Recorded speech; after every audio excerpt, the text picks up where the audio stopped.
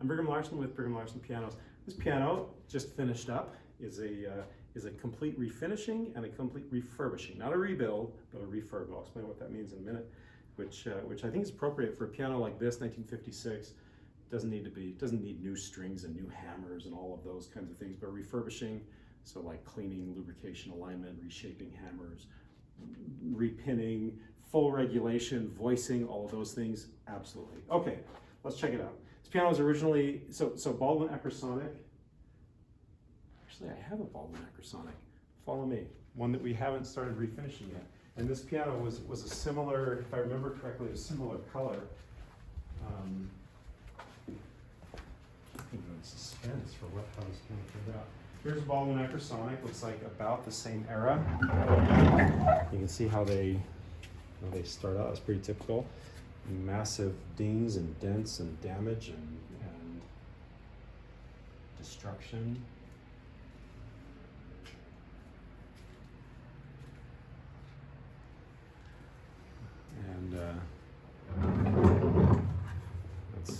And the color.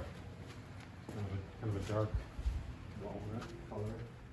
And she didn't want to do that same color, so she had us redo it in this satin black, which I think is such a good decision. Beautiful. How beautiful that looks. Well done. Yeah, there's a replica decal on there. So pretty.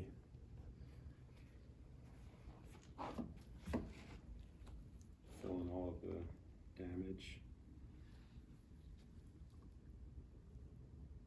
We also redid the keys. Those keys are nice and straight and shiny and white and bright and brand new.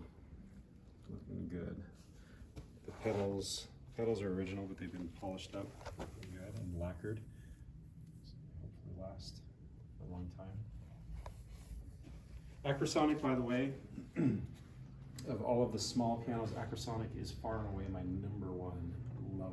Whenever I see them, if I'm able to get it, if it's not in like California or something, I go for it because I just love Acrosonics. Baldwin.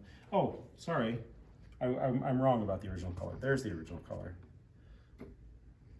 Pretty typical for late 50s, early 60s.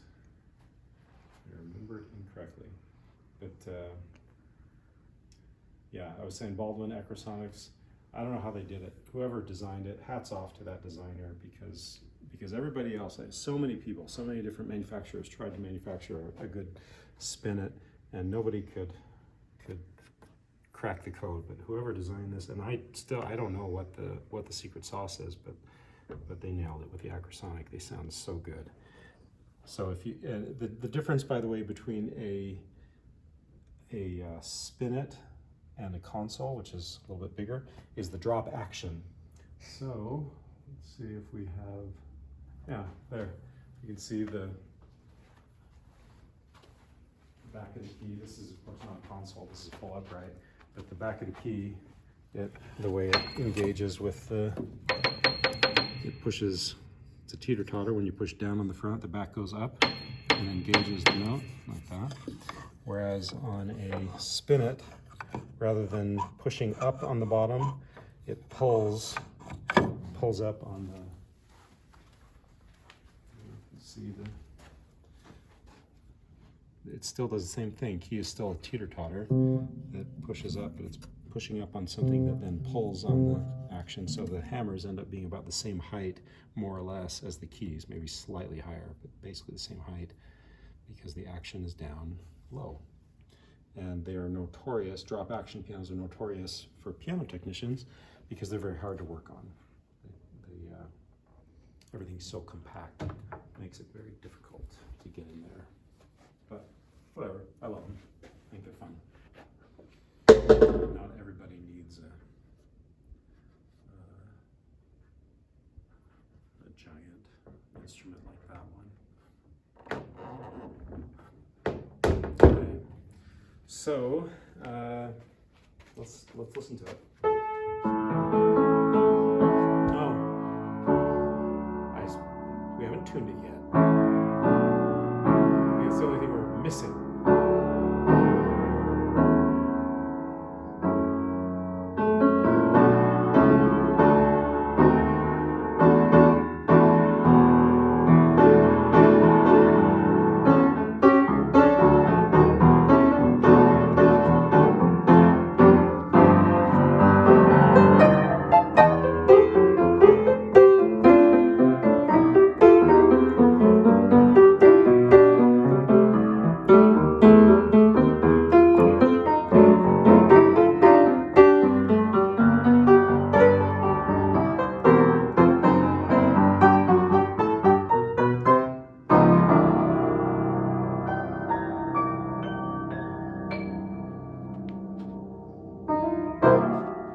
And you'll have to take my word for it on the touch.